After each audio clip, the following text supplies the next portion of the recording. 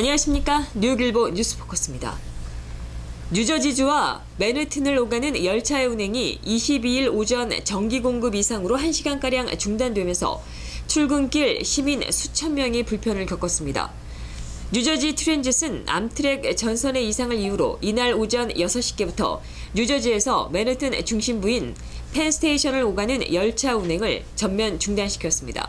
전선에 문제가 생겨 허드슨 강을 건너는 하조 터널에 전기 공급이 제대로 안 된 것이 원인으로 파악됐습니다. 열차 운행은 45분 만에 재개됐지만 출근길 시민들은 발을 동동 굴러야 했습니다. 특히 시민들은 지난 20일 저녁과 21일 오전에 이어 사흘째 전기 고장이 발생하자 큰 불만이 터져나오고 있습니다. 커네디컷 한인회가 한인회관 구입을 마치고 10월 25일 오후 3시 개관식을 갖습니다. 커네디컷 한인회 임원진은 21일 뉴욕일보를 방문해 그간의 한인회관 구입 절차 과정 등을 전하며 향후 회관 오픈에 따른 밝은 청사진을 제시했습니다. 그동안 제 임기 동안에 한인회관을 구입하여 여러 동포들의 좋은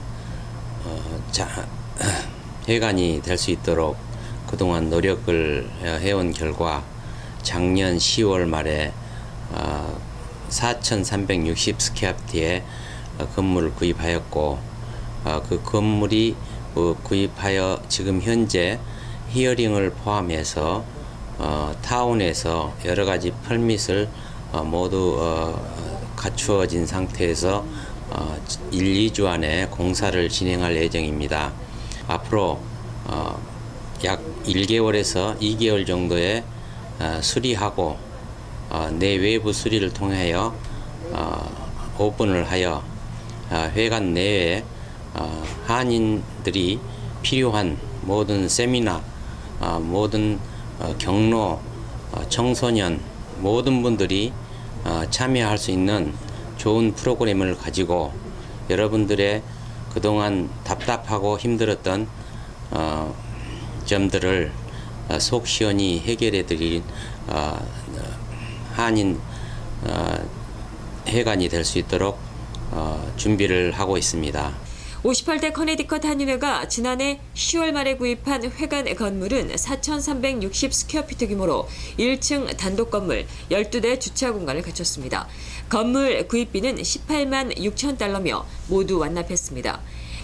이에 따른 자금은 이종원 현 회장과 김창수 전 회장, 전문종 직전 회장이 각각 10만 달러에 가까운 기금을 쾌척했고 나머지는 각종 회관 기금 마련 행사를 통한 수익금으로 충당했습니다. 현 집행부는 공사 허가가 완료되는 시점인 1, 2주 안에 구입한 회관 내 내외부 수리 공사를 진행, 회관으로서의 제대로 된 서비스를 제공할 수 있는 장소로 변모시킨다는 계획입니다. 한인회는 회관 보수 공사비로 25만에서 30만 달러가 소요될 것으로 보고 이에 따른 공사 비용을 커네디컷 한인회의 유효 재정과 재외동포재단 지원금인 10만 달러로 충당한다는 계획을 세웠습니다. 하지만 그럼에도 아직까지 약 5만 달러의 추가 기금이 필요한 상황입니다.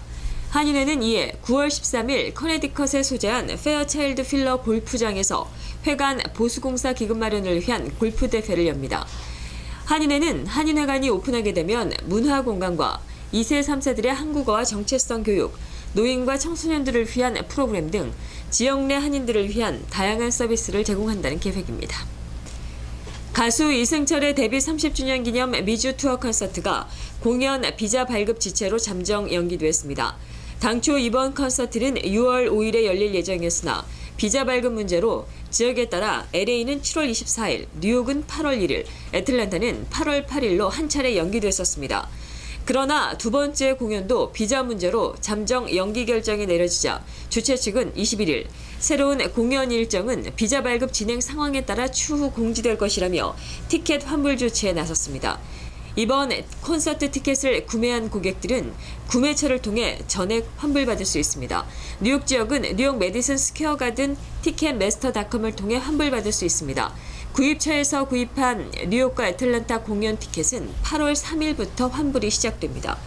한편 이번 공연 연기에 대해 이승철 씨가 동영상을 통해 팬들에게 안타까운 심경을 전했습니다. 안녕하세요, 이승철입니다.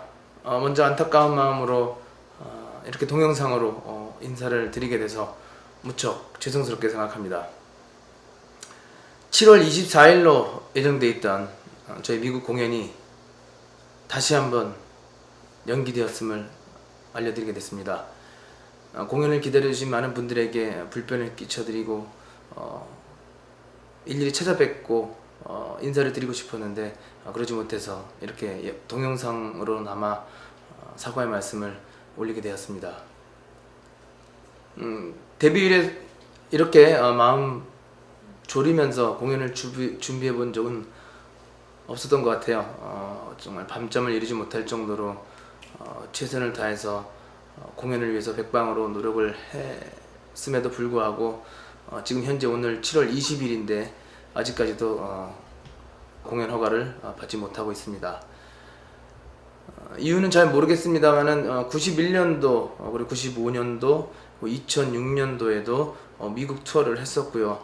불과 작년만 해도 탈북 청년 합창단을 데리고 독도에서 공연을 마치고 곧바로 유엔과 하버드 공연을 성황리에 마쳤기 때문에 이번 예상치 못했던 공연 허가의 지연이 무척 당황스럽기도 합니다.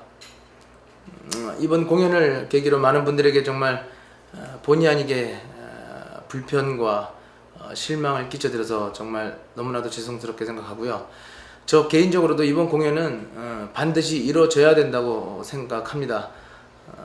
반드시 미국 공연을 성사시켜서 여러분들께 평생 잊지 못할 추억을 만들어 드리고 싶고요.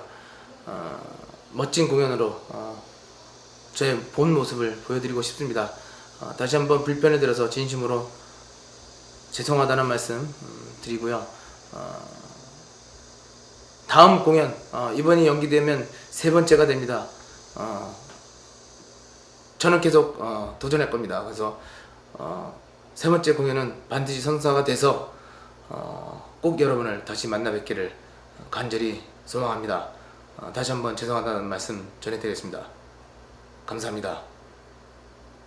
공연 주최 측인 KRB 뉴욕 라디오 코리아는 한 차례 연기된 이승철 공연을 너그러운 마음으로 기다려준 미주 동포들에게 죄송한 마음을 금할 수 없다며 환불 절차를 순조롭게 진행해 동포들께 불편을 끼치지 않도록 최선을 다해 노력하겠다고 말했습니다. 빌 드블라조 뉴욕시장의 적정형 주택 확대 계획의 일환으로 뉴욕시 여러 지역에서 조닝 변경 계획이 입안되고 있습니다.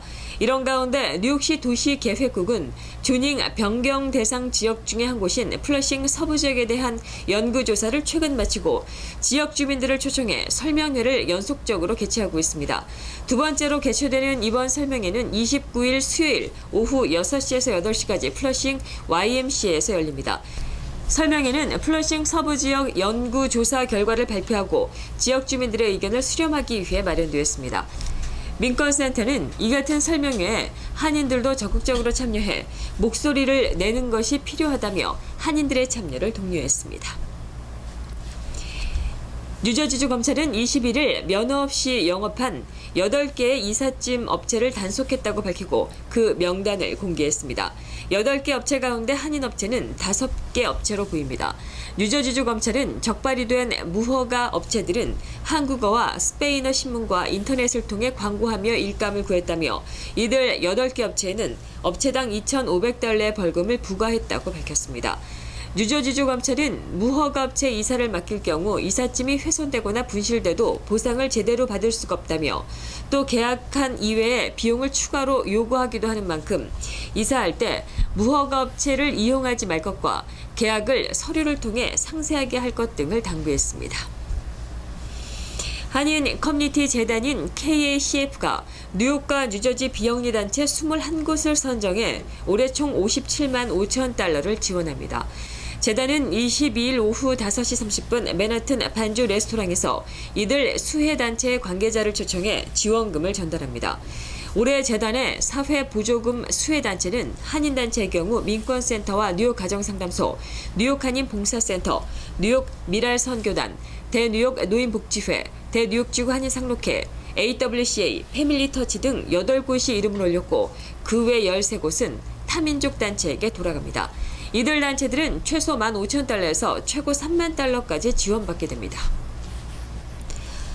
지난해 한국 기업들의 유엔 조달 시장 진출 규모가 1억 7,460만 달러로 전년보다 125%가 증가하며 사상 최고치를 기록했다고 코트라가 22일 밝혔습니다. 이는 한국의 유엔 조달 실적이 집계되기 시작한 2006년도 이후 최고 실적으로 유엔 조달 시장 전체 규모인 지난해 172억 달러의 1.01%에 해당합니다. 유엔 조달 시장에 진출한 전 세계 107개 국가 중에 순위는 25위입니다. 주요 조달국 가운데 미국이 8.4% 점유율로 1위를 기록했고 이어 인도가 7.09%, 아프가니스탄이 4.74%, 벨기에가 4.11% 등의 순으로 높은 점유율을 나타냈습니다. 뉴욕의 3대 공항에 속하는 존 F 케네디 국제공항과 라가디아 국제공항에 항공 노동자 1,000여 명이 22일 밤부터 시한부 파업에 돌입할 예정이라고 21일 언론들이 전했습니다.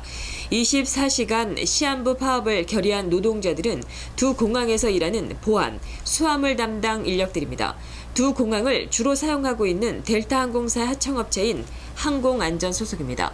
이들이 내건 요구사항은 시간당 임금을 현행 10.1달러 수준에서 15달러로 올려달라는 것입니다.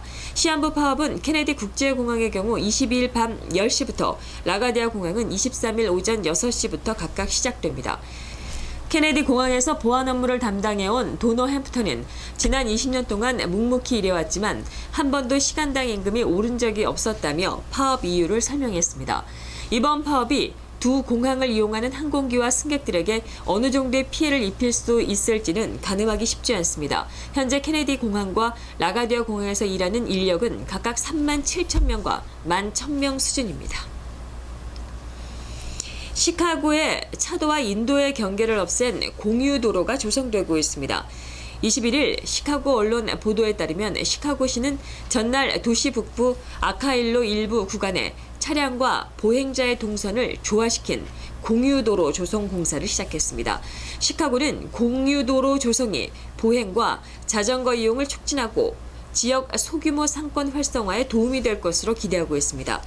이들은 360만 달러를 투입해 내년 6월까지 공사를 마친다는 계획이며 이 시범 도로가 성공적으로 유치될 경우 확대 시행할 방침입니다. 이상으로 뉴스포커스를 모두 마치겠습니다. 시청해주신 여러분 고맙습니다.